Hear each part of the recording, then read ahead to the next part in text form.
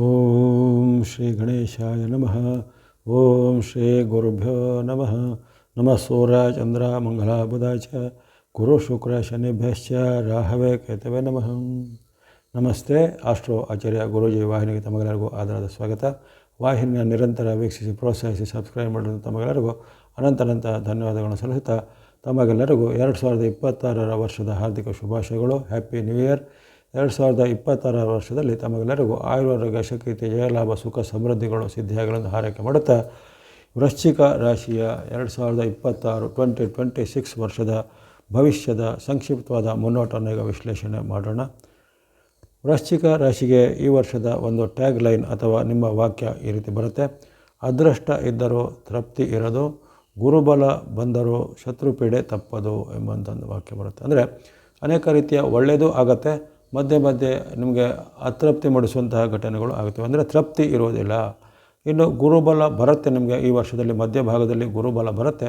ಆದರೆ ಬಂದದ್ದು ಕೈಗೆ ಬಂದರೂ ಬಾಯಿಗೆ ಬರಲಿಲ್ಲ ಅನ್ನೋ ಒಂದು ಘಟನೆಗಳು ಜರಗಬಹುದು. ಅದರ ಜೊತೆಗೆ ನಿಮಗೆ ವರ್ಷಪೂರ್ತಿ ಹಿತಶತ್ರುಗಳ ಕಾಟ, ಗುಪ್ತ ಶತ್ರುಗಳ ಕಾಟ, ಜೊತೆಗೆ ನಿಮ್ಮ ಒಳಗಿನ ಜನರೇ ನಿಮಗೆ ಸಂಚನ್ನು ಮಾಡುವಂಥ ಘಟನೆಗಳು ಈ ವರ್ಷ ನೀವು ಸಾಕ್ಷಿ ಆಗಬೇಕಾಗತ್ತೆ. ಅಲ್ಲಿ ವಿಶೇಷವಾಗಿ ನಿಮಗೆ ಇರತಕ್ಕಂತಹ ಗುರುವಿನ ಬೆಂಬಲ ಆರಂಭದಲ್ಲಿ ಇರೋದಿಲ್ಲ, ಮಧ್ಯಭಾಗದ ಬಳಿ ಬರುವಂಥದ್ದು. ಕೇತು ನಿಮಗೆ ವರ್ಷಪೂರ್ತಿ ಉತ್ತಮ ಸ್ಥಿತಿಯಲ್ಲಿ ಇರ್ತಾನೆ. ಶನಿ ಮಹಾರಾಜರು ನಿಮಗೆ ಪಂಚಮ ಶನಿಯಾಗಿರೋ ಕಾರಣ ಅನೇಕ ರೀತಿಯ ನಿಮಗೆ ತೊಂದರೆಗಳು, ಪೀಡೆಗಳು ಮಧ್ಯದಲ್ಲಿ ಬರುವಂಥ ಸಾಧ್ಯತೆ ಇರುತ್ತೆ. ರಾಹು ನಿಮಗೆ ಅರ್ಧ ಅಷ್ಟಮ ಅಥವಾ ನಿಮ್ಮ ರಾಶಿಯ ಚತುರ್ಥದಲ್ಲಿ ಇರುವಂಥ ರಾಹು ಸಹ ನಿಮಗೆ ಅನೇಕ ರೀತಿಯ ಸವಾಲುಗಳನ್ನು, ಸಂಕಷ್ಟಗಳನ್ನು, ಜೊತೆಗೆ ಗುಪ್ತ ಶತ್ರುಗಳ ರೂಪದಲ್ಲಿ ರಾಹು ಸಹ ಕಾಡ್ಬೋದು. ಶನಿ ಮಹಾರಾಜರು ಸಹ ನಿಮಗೆ ಅನೇಕ ರೀತಿಯ ವಿರುದ್ಧವಾದ ಪರಿಣಾಮಗಳನ್ನು ಮಾಡುವಂಥ ಸಾಧ್ಯತೆ ಇರುತ್ತೆ.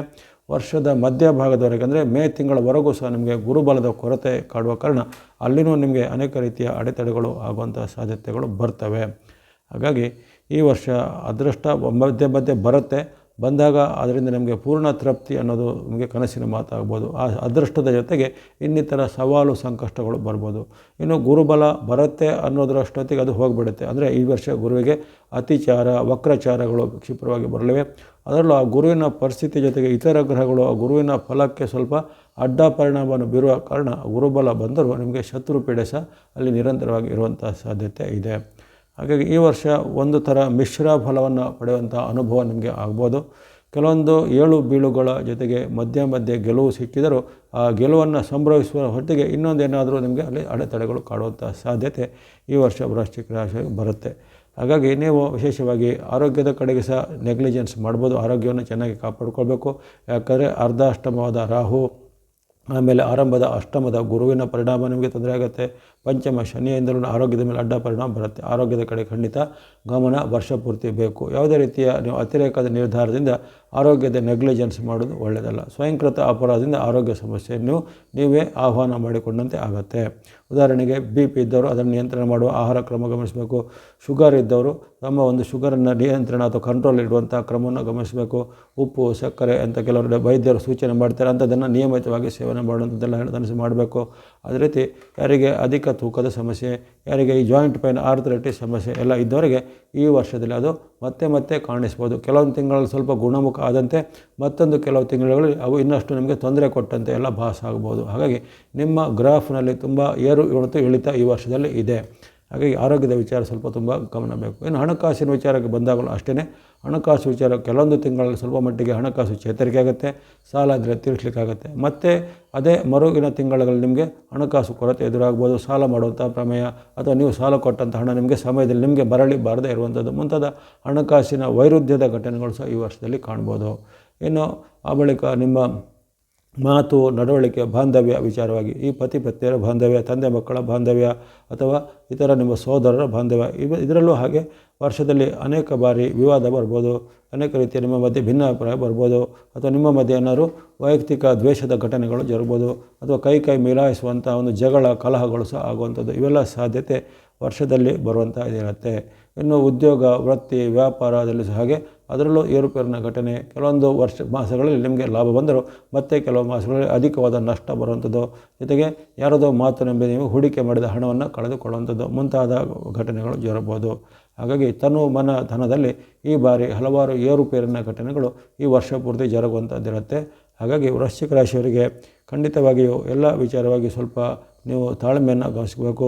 ಯಾವುದೇ ರೀತಿ ಆತುರ ನಿರ್ಧಾರ ತೆಗೆದುಕೊಳ್ಳದೆ ನಿಮ್ಮ ಎಲ್ಲವನ್ನು ಸಂಯಮದಿಂದ ಕಾಪಾಡ್ಕೋಬೇಕು. ಜೊತೆಗೆ ನಿಮ್ಮ ಸುರಕ್ಷೆಯನ್ನು, ನಿಮ್ಮ ಆರೋಗ್ಯ ರಕ್ಷೆಯನ್ನು, ನಿಮ್ಮ ಹಣಕಾಸಿನ ಭದ್ರತೆಯನ್ನು ಸ್ವಯಂ ಆಗಿ ನೀವೇ ಅದನ್ನು ಕಾಯ್ದುಕೊಳ್ಬೇಕಾಗತ್ತೆ. ಯಾಕಂದರೆ ಸ್ವಯಂಕೃತ ಅಪರಾಧದಿಂದ ಅಥವಾ ನಿಮ್ಮ ಅಹಂಕಾರ ಅಥವಾ ಅಹಂನ ವಶದಿಂದ ನೀವು ಹಲವಾರು ಬಾರಿ ಹಳ್ಳಕ್ಕೆ ಬೀಳುವಂತಹ ಸಾಧ್ಯತೆ ಬರ್ಬೋದಾಗಿದೆ.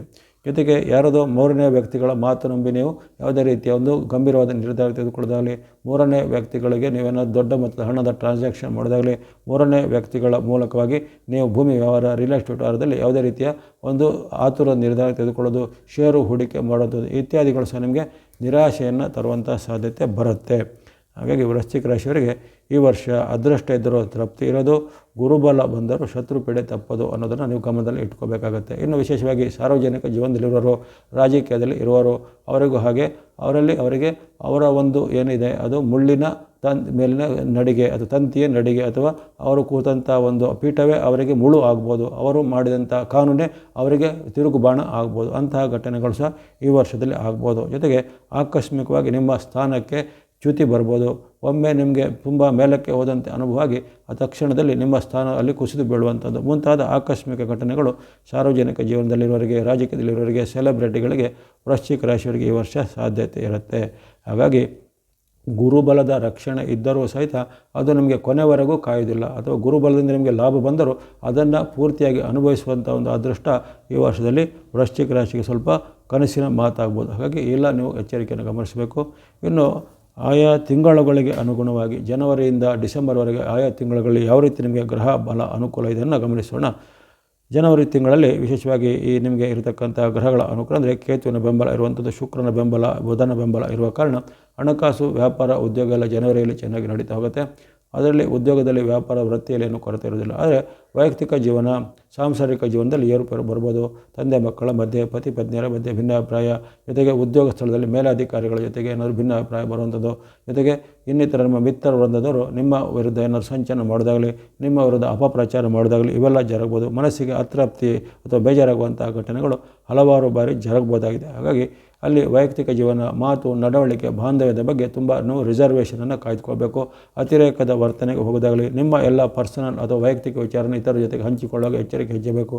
ಯಾಕಂದರೆ ನೀವು ಹಂಚಿಕೊಂಡ ಆ ವಿಚಾರವು ನಿಮಗೆ ಮುಳುವಾಗಿ ಪರಿಣಾಮ ಆಗ್ಬೋದಾಗಿದೆ. ಹಾಗಾಗಿ ಜನವರಿಯಲ್ಲಿ ಇಂಥ ವಿಚಾರ ಎಚ್ಚರಿಕೆ ಹೆಜ್ಜೆ ಬೇಕಾಗುತ್ತೆ. ಇನ್ನು ಫೆಬ್ರವರಿ ತಿಂಗಳಲ್ಲಿ ಸ್ವಲ್ಪ ಮಟ್ಟಿಗೆ ಅದೃಷ್ಟ ನಿಮಗೆ ಕೆಲಸ ಮಾಡುತ್ತೆ. ಫೆಬ್ರವರಿ ತಿಂಗಳಲ್ಲಿ ನಿಮಗೆ ವಿಶೇಷವಾಗಿ ಮಂಗಳನ ಬೆಂಬಲ, ನಿಮ್ಮ ರಾಶಿ ಅಧಿಪತಿ ಮಂಗಳ ವೃಶ್ಚಿಕ ಮತ್ತು ಮೇಷದ ಅಧಿಪತಿ ಮಂಗಳನಾಗಿದ್ದಾನೆ. ಹಾಗಾಗಿ ಆ ಮಂಗಳನ ವಿಶೇಷವಾದ ಬೆಂಬಲ ಫೆಬ್ರವರಿಯಲ್ಲಿ ಬರುತ್ತೆ. ಬುಧನು ನಿಮಗೆ ವಿಶೇಷವಾಗಿ ಆಶೀರ್ವಾದ ಮಾಡ್ತಾನೆ, ಶುಕ್ರನು ಪೂರಕವಾಗಿದ್ದಾನೆ, ಕೇತು ನಿಮಗೆ ಬೆಂಬಲಕ್ಕೆ ಬರ್ತಾನೆ, ಹಲವಾರು ಬಾರಿ ಚಂದ್ರನು ಸಹ ನಿಮಗೆ ಈ ಫೆಬ್ರವರಿ ತಿಂಗಳಲ್ಲಿ ಆಶೀರ್ವಾದ ಮಾಡ್ತಾನೆ. ಹಾಗಾಗಿ ಅಲ್ಲಿ 4 ಅಥವಾ 5 ಗ್ರಹಗಳ ಒಂದು ಬೆಂಬಲ ಪಡೆಯುವಂತಹ ತಿಂಗಳು ಫೆಬ್ರವರಿ ತಿಂಗಳಾಗಿರುತ್ತೆ. ಹಾಗಾಗಿ ವೃಶ್ಚಿಕ ರಾಶಿಯವರಿಗೆ ಫೆಬ್ರವರಿ ತಿಂಗಳಲ್ಲಿ ಅನಿರೀಕ್ಷಿತವಾದ ಲಾಭ ಆಗುವಂಥದ್ದು, ವ್ಯಾಪಾರ ಉದ್ಯಮದಲ್ಲಿ ಪ್ರಗತಿ ಆಗುತ್ತೆ, ಮನೆ ಭೂಮಿ ಕೊಳ್ಳುವಂಥ ಯೋಗ, ವಿವಾಹ ಭಾಗ್ಯ, ಕಂಗಣ ಭಾಗ್ಯ ಹೋಗುವಂಥ ಮಂಗಳ ಕಾರ್ಯದ ಮಂಗಳನ ವಿಶೇಷವಾದ ಆಶೀರ್ವಾದ, ಗುರು ಶುಕ್ರರ ನಿಮಗೆ ವಿಶೇಷವಾದ ಕೃಪೆ ಈಗ ಬರುವಂಥದ್ದು, ಹಿರಿಯರ ಜೊತೆಗೆ ಉತ್ತಮವಾದ ಬಾಂಧವ್ಯ, ಬಂಧು ಮಿತ್ರರ ಜೊತೆಗೆ ಬೆರೆಯುವಂಥ ಅವಕಾಶ, ಉದ್ಯೋಗದಲ್ಲಿ ಪ್ರಗತಿ, ಹೊಸ ಉದ್ಯೋಗ ಸಿಗುವಂಥ ಅವಕಾಶ, ಅಥವಾ ಈಗಾಗಲೇ ಇದ್ದಂಥ ಉದ್ಯೋಗದಲ್ಲಿ ಬಡ್ತಿ, ಪ್ರಮೋಷನ್ ಸಿಗುವಂಥ ಅವಕಾಶ, ದೂರ ಪ್ರಯಾಣ, ವಿದೇಶ ಪ್ರಯಾಣ ಮಾಡುವಂಥ ಅವಕಾಶ ಇವೆಲ್ಲ ಒದಗಿ ಬರಲಿದೆ. ಇನ್ನು ಕೆಲವರಿಗೆ ವಿದೇಶ ಮೂಲದ ಸಂಸ್ಥೆಯಲ್ಲಿ ಉದ್ಯೋಗ, ವಿದೇಶಕ್ಕೆ ಪ್ರವಾಸ ಮಾಡುವಂಥ ಅವಕಾಶ ಇವೆಲ್ಲವೂ ಈ ಫೆಬ್ರವರಿ ತಿಂಗಳಲ್ಲಿ ಅಚಾನಕ್ಕಾಗಿ ಅಂದರೆ ಅನಿರೀಕ್ಷಿತವಾಗಿ ನಿಮಗೆ ಬರುವಂಥ ಅವಕಾಶ ಇದೆ. ಅದೃಷ್ಟ ನಿಮ್ಮ ಪರವಾಗಿ ಕೆಲಸ ಮಾಡಲಿದೆ. ಹಾಗಾಗಿ ಫೆಬ್ರವರಿ ತಿಂಗಳು ಬರುವಂಥ ಅವಕಾಶವನ್ನು ವೃಶ್ಚಿಕ ರಾಶಿಯವರು ಸದುಪಯೋಗ ಪಡಿಸಿಕೊಳ್ಳಿ. ಜನವರಿಯಲ್ಲಿ ಸ್ವಲ್ಪ ಮಟ್ಟಿಗೆ ಹಿನ್ನಡೆ, ನಿರಾಸೆ ಆದರೂ ಸಹಿತ ಫೆಬ್ರವರಿಯಲ್ಲಿ ಇವೆಲ್ಲವೂ ನಿಮಗೆ ಕಾಂಪನ್ಸೇಟ್ ಆಗಿ ಉತ್ತಮ ಫಲಿತಾಂಶ ನಿರೀಕ್ಷೆ ಮಾಡ್ಬೋದು. ಬಳಿಕ ಮಾರ್ಚ್ ತಿಂಗಳು ಉತ್ತಮ ಫಲನೇ ಇದೆ, ಹೆಚ್ಚೇನು ನಿಮಗೆ ಅಡೆತಡೆಗಳಿಲ್ಲ. ಅಲ್ಲಿ ಹಣಕಾಸು, ಉದ್ಯೋಗ, ವ್ಯಾಪಾರ, ವೃತ್ತಿ ಇವೆಲ್ಲ ಚೆನ್ನಾಗಿ ನಡೀತಾ ಹೋಗುತ್ತೆ. ವಿಶೇಷವಾಗಿ ಯಾರು ವ್ಯಾಪಾರ, ಉದ್ಯಮ, ಇಂಡಸ್ಟ್ರಿ, ಕೈಗಾರಿಕೆ ಮಾಡ್ತಾರೆ ಅವರಿಗೆ ಅನಿರೀಕ್ಷಿತ ಧನಾಗಮ ಬರ್ಬೋದು. ನಿಮ್ಮ ಒಂದು ಉತ್ಪನ್ನಗಳಿಗೆ ಹೆಚ್ಚಿನ ಬೇಡಿಕೆ, ಬೆಂಬಲ, ಬೆಲೆ ಎಲ್ಲ ಬರೋದು ಇವೆಲ್ಲವೂ ನಿಮಗೆ ಹೆಚ್ಚಿನ ಲಾಭವನ್ನು ತಂದುಕೊಡುತ್ತೆ. ಉದ್ಯೋಗದಲ್ಲಿವರಿಗೆ ಉದ್ಯೋಗದಲ್ಲಿ ಸಹ ಸಮಾಧಾನಕರ ವಾತಾವರಣ ಇರುತ್ತೆ. ಆದರೆ ಈ ವೈಯಕ್ತಿಕ ಜೀವನ ಮತ್ತು ಆರೋಗ್ಯದ ಬಗ್ಗೆ ಮಾರ್ಚ್ ತಿಂಗಳಲ್ಲಿ ಎಚ್ಚರಿಕೆ ಹೆಜ್ಜಬೇಕು.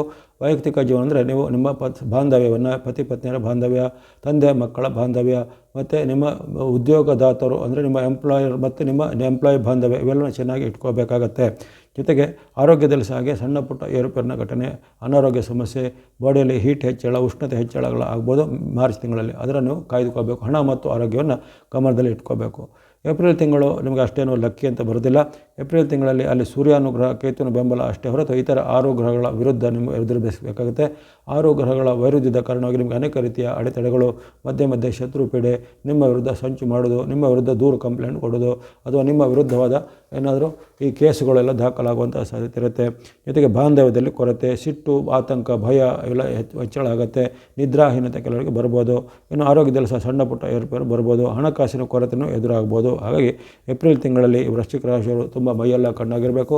ತನು ಮನಧನದ ಒಂದು ಎಚ್ಚರಿಕೆಯಲ್ಲಿ ಇರಬೇಕು. ಯಾವುದೇ ರೀತಿಯ ಅತಿರೇಕ ನಿರ್ಧಾರ ಅಥವಾ ಅಹಂಕಾರದ ಸಂಬಂಧಿತ ನಿರ್ಧಾರ ತೆಗೆದುಕೊಂಡ್ರೆ ನೀವೇ ಅದಕ್ಕೆ ಬಲಿಪಶು ಆಗುವಂಥ ಸಾಧ್ಯತೆ ಇರುತ್ತೆ. ಎಚ್ಚರಿಕೆ ಇರಬೇಕಾಗತ್ತೆ. ಮೇ ತಿಂಗಳು ಪರವಾಗಿಲ್ಲ. ಮೇ ತಿಂಗಳಲ್ಲಿ ಸ್ವಲ್ಪ ಮಟ್ಟಿಗೆ ಗ್ರಹ ಸುಧಾರಣೆ ಆಗುತ್ತೆ. ಶುಕ್ರ ಅನುಗ್ರಹ, ಮಂಗಳನ ಬೆಂಬಲ ಮತ್ತು ಕೇತುವಿನ ಬೆಂಬಲ ನಿಮಗೆ ಬರೋದರ ಕಾರಣ ನಿಮ್ಮ ರಾಷ್ಟ್ರಾಧಿಪತಿಯು ಸಹ ನಿಮಗೆ ಉತ್ತಮವಾದ ಫಲವನ್ನು ಕೊಡಲಿದ್ದಾನೆ. ವ್ಯಾಪಾರ, ವೃತ್ತಿ, ಉದ್ಯೋಗ, ಶಿಕ್ಷಣ ಚೇತರಿಕೆ ಆಗುತ್ತೆ. ಜೊತೆಗೆ ಭೂಮಿ, ಮನೆ ಕೊಳ್ಳುವಂಥ ಅವಕಾಶಗಳಿಗೆ ಬರ್ಬೋದು. ಉದ್ಯೋಗ ಬದಲಿಸುವಂಥ ಅವಕಾಶಗಳಿಗೆ ಬರ್ಬೋದು. ಉತ್ತಮವಾದ ಬಡ್ತಿ ಸಿಗುವಂಥದ್ದು, ಅಥವಾ ಕೆಲವರಿಗೆ ವಿದೇಶದ ಮೂಲದ ಸಂಸ್ಥೆಯಲ್ಲಿ ಉನ್ನತ ಹುದ್ದೆ ಎಲ್ಲ ಸಿಗುವಂಥ ಅವಕಾಶ ಎಲ್ಲ ಇರುತ್ತೆ. ವಿದ್ಯಾರ್ಥಿ, ಯುವಕರು, ಸಾಧಕರಿಗೆ ಅವಕಾಶ, ಕ್ರೀಡಾಪಟುಗಳಿಗೆ ಅವಕಾಶಗಳು ಬರುವಂಥ ಪ್ರಶಸ್ತಿ, ಪುರಸ್ಕಾರ ಎಲ್ಲ ಬರುವಂಥ ಅವಕಾಶ ನಿಮಗೆ ಮೇ ತಿಂಗಳಲ್ಲಿ ಕಂಡು ಬರುತ್ತೆ. ಜೂನ್ ತಿಂಗಳು ನಿಮಗೆ ಒಂದು ಭಾಗ್ಯದಾಯಕ ಅವಕಾಶ ಅಂತ ಹೇಳ್ಬೋದು. ಈ ಜೂನ್ ತಿಂಗಳ ಆರಂಭದಿಂದಲೇ ನಿಮಗೆ ಗುರುಬಲ ಆರಂಭ ಆಗುತ್ತೆ. ಇಷ್ಟು ದಿನ ಇಲ್ಲದಂತಹ ಗುರುಬಲದ ಒಂದು ಸೌಕರ್ಯ ನಿಮಗೆ ಜೂನ್ ತಿಂಗಳಲ್ಲಿ ಆರಂಭ ಆಗುತ್ತೆ. ಹಾಗಾಗಿ ಭಾಗ್ಯದ ಬಾಗಿಲು ತೆರೆಯುವಂಥ ಅವಕಾಶ. ಅಲ್ಲಿ ವಿಶೇಷವಾಗಿ ಗುರು ಅನುಗ್ರಹ, ಮಂಗಳನ ಅನುಗ್ರಹ, ಬುಧ ಅನುಗ್ರಹ, ಶುಕ್ರ ಅನುಗ್ರಹ, ಚಂದ್ರ ಅನುಗ್ರಹ ಏಕಕಾಲದಲ್ಲಿ ಪಂಚಗ್ರಹಗಳು ನಿಮಗೆ ವಿಶೇಷವಾದ ಕಾರ್ಯಸಿದ್ಧಿಯ ಲಾಭವನ್ನು, ಜಯವನ್ನು ಕೊಡ್ತವೆ. ವ್ಯಾಪಾರ, ಉದ್ಯೋಗ, ಶಿಕ್ಷಣ ಎಲ್ಲ ಚೆನ್ನಾಗಿ ನಡೀತಾ ಹೋಗುತ್ತೆ.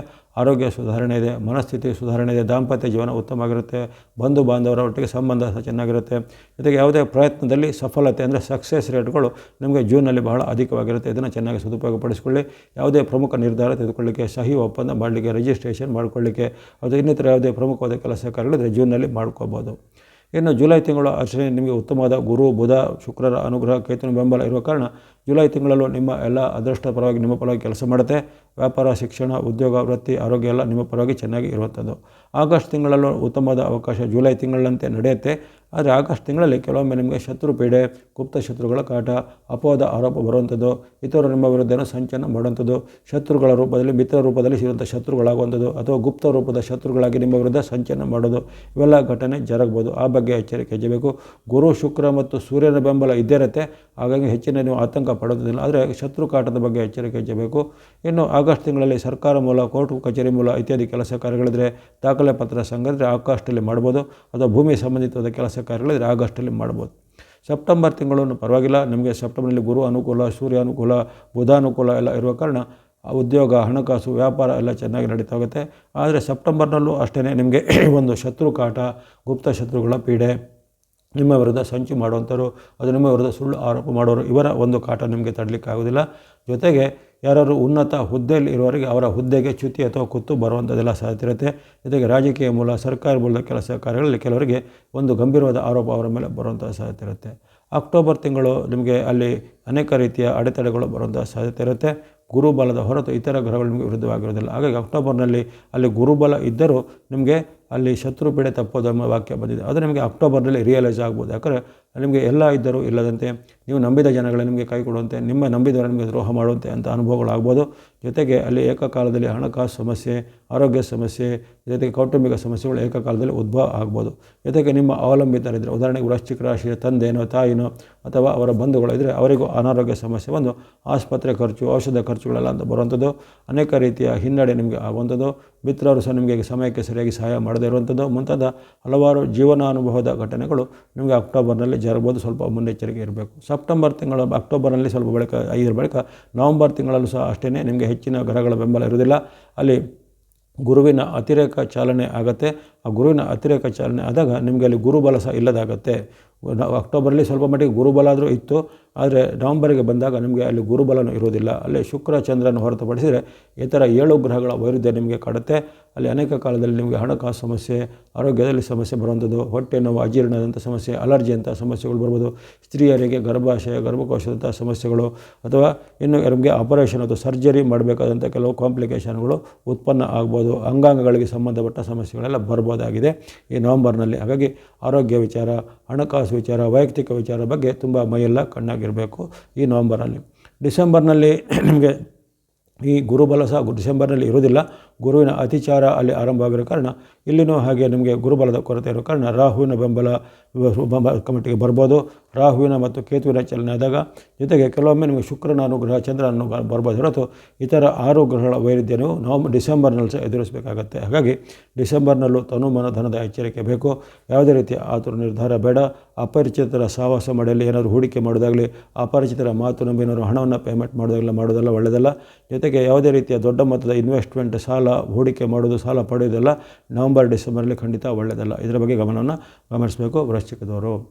ಇವೆಲ್ಲವೂ ಜನವರಿಯಿಂದ ಡಿಸೆಂಬರ್ವರೆಗಿನ ಒಂದು ಮಾಸಕ್ಕೆ ಅನುಗುಣವಾಗಿ ಈ ವರ್ಷದಲ್ಲಿ ಏನೆಲ್ಲ ಫಲಗಳು ಬರ್ಬೋದು ಅನ್ನೋದರ ಸಂಕ್ಷಿಪ್ತವಾದ ಮುನ್ನೋಟವನ್ನು ಹೇಳಿದ್ದೇನೆ. ಇನ್ನು ಪ್ರತಿ ತಿಂಗಳು ಆಯಾ ರಾಶಿಗೆ ಅನುಗುಣವಾದ ವಿಶೇಷವಾದ ವಿಶ್ಲೇಷಣೆಯನ್ನು ನಾನು ಮಾಡ್ತಾ ಬರ್ತಿದ್ದೇನೆ. ಯಾರಿಗೆ ಆಸಕ್ತಿ ಇದ್ದವರು ಇದರಲ್ಲಿ ಸಂಕ್ಷಿಪ್ತ ಫಲವನ್ನು ಗಮನಿಸಿಕೊಂಡು ಮುನ್ನೆಚ್ಚರಿಕೆಯನ್ನು ಗಮನಿಸಿಕೊಳ್ಳಿ. ವಿಸ್ತೀರ್ಣವಾದ ಫಲಕ್ಕೆ ಮಾಸ ಭವಿಷ್ಯವನ್ನು ವೀಕ್ಷಣೆ ಮಾಡಿಕೊಳ್ಳಿ. ವೃಶ್ಚಿಕ ರಾಶಿಯವರಿಗೆ ಈ 2026ರಲ್ಲಿ ಆಯುರ್ವರ್ಗ ಶಕ್ತಿ ಜಯಲಾಭಗಳು ಸಿದ್ಧಿಯಾಗಲಿ. ನಿಮಗೆ ಇರತಕ್ಕಂಥ ಗ್ರಹಗಳ ದೋಷ ನಿವಾರಣೆಗೆ ನೀವು ವಿಶೇಷವಾಗಿ ಈ ನವಗ್ರಹಗಳ ಸ್ತೋತ್ರ, ನವಗ್ರಹಗಳ ಪೀಡಾ ಪರಿಹಾರ ಸ್ತೋತ್ರ ಅಥವಾ ಗಣೇಶ, ಸುಬ್ರಹ್ಮಣ್ಯ, ನರಸಿಂಹಸ್ವಾಮಿ ಅಥವಾ ವೀರಭದ್ರೇಶ್ವರ, ಮುನೇಶ್ವರ, ದೇವಿ, ಅಮ್ಮನವರು ಮುಂತಾದ ಶಕ್ತಿಗಳ ಭಕ್ತಿ ಮಾಡುವಂಥದ್ದು. ಜೊತೆಗೆ ನಿಮಗೆ ಇರತಕ್ಕಂಥ ದಶಾಭುಕ್ತಿಗಳ ಅನುಗುಣವಾದ ಯಾವುದೇ ರೀತಿಯ ದೇವತಾ ಭಕ್ತಿಯನ್ನು ಮಾಡ್ಬೋದು. ನವಗ್ರಹಗಳ ಪೀಡಾ ಪರಿಹಾರ ಶ್ಲೋಕ, ನವಗ್ರಹಗಳ ದಾನಗಳನ್ನು ದಾನವಾಗಿ ಕೊಡುವಂಥದ್ದು ಅಥವಾ ನವಗ್ರಹಗಳ ಒಂದು ಪ್ರದಕ್ಷಿಣೆ ಮಾಡುವಂಥದ್ದು, ಅರಳಿ ಮರದ ಪ್ರದಕ್ಷಿಣೆ ಅಥವಾ ಇನ್ನಿತರ ಯಾವುದೇ ದೇವಾಲಯಗಳಲ್ಲಿ ನಿಮಗೆ ವಿಶೇಷವಾದ ಅರ್ಚನೆ, ಪೂಜೆ, ಅಭಿಷೇಕಗಳನ್ನು ಸಲ್ಲಿಸುವಂಥದ್ದು ಇತ್ಯಾದಿಗಳನ್ನು ಮಾಡ್ಬೋದು. ಅದೇ ರೀತಿ ಈ ವರ್ಷದಲ್ಲಿ ನೀವು ಬಳಸುವಂಥ ಸಂಖ್ಯೆ ಮತ್ತು ಬಣ್ಣಗಳ ವಿಚಾರ ನೋಡಿದರೆ ನೀವು ಮಿಕ್ಸ್ ಅಥವಾ ಮಿಶ್ರವಾದ ಬಣ್ಣ, ನಿಮಗೆ ಕೇತುವಿನ ಬೆಂಬಲ ಇರುವ ಕಾರಣ ಅಲ್ಲಿ ಮಿಕ್ಸ್ ಅಥವಾ ಮಿಶ್ರವಾದ ಬಣ್ಣವನ್ನು ವರ್ಷಪೂರ್ತಿ ಬಳಸುವಂಥದ್ದು. ಸಂಖ್ಯೆ 7 ಮತ್ತು ಮಿಶ್ರ ಬಣ್ಣವನ್ನು. ಅದೇ ರೀತಿ ವೈಟ್ ಅಥವಾ ಬಿಳೆ ಬಣ್ಣ, ಶುಕ್ರ ನಿಮಗೆ ಆಗಾಗ ಹೆಚ್ಚಿನ ಲಾಭವನ್ನು ಕೊಡ್ತಾನೆ. ವೈಟ್ ಅಥವಾ ಬಿಳೆ ಬಣ್ಣವನ್ನು ನೀವು ಹಾಗೆ ಸಂಖ್ಯೆ 6 ವರ್ಷಪೂರ್ತಿ ಬಳಸುವಂಥದ್ದು. ಇನ್ನು ಗುರುಬಲ ನಿಮಗೆ ಜೂನ್ನಿಂದ ಬರುತ್ತೆ. ಜೂನ್ನಿಂದ ವರ್ಷಾಂತ್ಯದವರೆಗೆ ಎಲ್ಲೋ ಅಥವಾ ಹಳದಿ ಬಣ್ಣ ಮತ್ತು ಸಂಖ್ಯೆ 3 ಬಳಸ್ಬೋದಾಗಿದೆ. ಇನ್ನು ಉಳಿದಂತೆ ಆಯಾ ತಿಂಗಳುಗಳಲ್ಲಿ ನಿಮಗೆ ತಿಂಗಳ ಮಾಸ ಭವಿಷ್ಯಕ್ಕೆ ಅನುಗುಣವಾಗಿ ಬಣ್ಣ ಸಂಖ್ಯೆಗಳನ್ನು ಗಮನಿಸಿಕೊಂಡು ಬಳಸ್ಕೋಬೋದಾಗಿದೆ. ವಿಶೇಷವಾಗಿ ನೀವು ಭಕ್ತಿ ಮಾರ್ಗ, ಧರ್ಮ ಮಾರ್ಗ, ದಾನ ಮಾರ್ಗವನ್ನು ಮುಂದುವರಿಸಿ ಮಾಡಿಕೊಳ್ಳಿ. ಗುರುಬಲ ಬಂದರೂ ಸಹಿತ ನಿಮಗೆ ಅನೇಕ ರೀತಿಯ ಸವಾಲುಗಳು ಈ ವರ್ಷದಲ್ಲಿ ಬರ್ಬೋದಾಗಿದೆ. ಅಲ್ಲಿ ಶನಿ ಪೀಡೆಗಳು, ರಾಹು ಪೀಡೆ ಅಥವಾ ಇನ್ನಿತರ ಗ್ರಹಗಳ ಪೀಡೆಗಳು ನಿಮಗೆ ಮಧ್ಯೆ ಸವಾಲಾಗಿ ಪರಿಣಾಮ ಆಗ್ಬೋದು. ಹಾಗಾಗಿ ನೀವು ಮೈಯೆಲ್ಲ ಕಣ್ಣಾಗಿದ್ದು ಯಾರೊಂದಿಗೂ ಅತಿರೇಕವಾದ ನಂಬಿಕೆಯನ್ನು ವ್ಯಕ್ತಪಡಿಸದೆ ಅಥವಾ ಯಾವುದೇ ಕಾಲದಲ್ಲಿ ನಿಮ್ಮ ಅಹಂ ಮತ್ತು ಸ್ವಪ್ರತಿಷ್ಠೆಯನ್ನು ಮೇಲಕ್ಕೆ ಮಾಡಿಕೊಂಡು ಯಾವುದೇ ರೀತಿಯ ಆತುರ ನಿರ್ಧಾರವನ್ನು ತೆಗೆದುಕೊಳ್ಳದೆ ನೀವು ಸಂಯಮವನ್ನು, ತಾಳ್ಮೆಯನ್ನು ಕಾಪಾಡ್ಕೋಬೇಕು. ಗುರು ಹಿರಿಯರನ್ನು ಗೌರವಿಸಿ ಅವರ ಆಶೀರ್ವಾದ ಪಡೆಯಬೇಕು. ಎಲ್ಲ ವೃಶ್ಚಿಕ ರಾಶಿಯವರಿಗೆ ಈ 2026ರಲ್ಲಿ ಆಯುರ್ವರ್ಗ ಶಕ್ತಿ ಜಯಲಾಭಗಳು ಸಿದ್ಧಿಯಾಗಲಿ. ನಿಮ್ಮ ಈ ಪ್ರೋತ್ಸಾಹಕ್ಕೆ ಮತ್ತೊಮ್ಮೆ ಧನ್ಯವಾದಗಳು. ಸಬ್ಸ್ಕ್ರೈಬ್ ಮಾಡಿ ಪ್ರೋತ್ಸಾಹಿಸಿ. ಸರ್ವೇಷಾಂ ಸನ್ಮಂಗಳಾನಿ ಭವಂತು.